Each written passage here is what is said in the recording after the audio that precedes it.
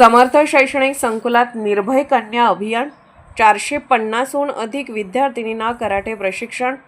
समर्थ rural education institute संचलित समर्थ शैक्षणिक संकुलात सावित्रीबाई फुले पुणे विद्यापीठ विद्यार्थी विकास मंडळाच्या सहकार्याने निर्भय कन्या अभियान अंतर्गत विद्यार्थिनींसाठी कराटे प्रशिक्षण कार्यक्रमाचे आयोजन करण्यात आले.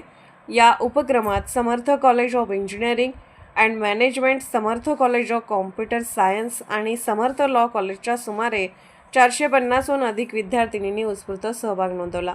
स्त्री सबलीकरण ही काळाची गरज ओळखून संकुलामध्ये व्यक्तिमत्व विकास, स्वास्थ्य, महिला उद्यमशीलता व स्त्री-पुरुष समानता यासारखे उपक्रम सातत्याने राबवले जातात. या अभियानाचा मुख्य उद्देश विद्यार्थिनींमध्ये आत्मसंरक्षणाचे कौशल्य विकसित करणे, आत्मविश्वास वृद्धिंगत करणे आणि सुरक्षिततेबाबत जनजागृती करणे हा होता. कार्यक्रमासाठी प्रमुख मार्गदर्शक म्हणून पोलीस हवालदार सुनील गिरी व दीपक नागरे उपस्थित होते.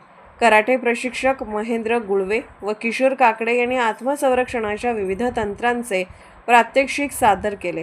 हातपाय तसेच तंत्रशुद्ध हालचालीच्या सहाय्याने संकट समयी स्वतःचा बचाव कसा करावा याचे प्रत्यक्ष प्रशिक्षण देण्यात आले.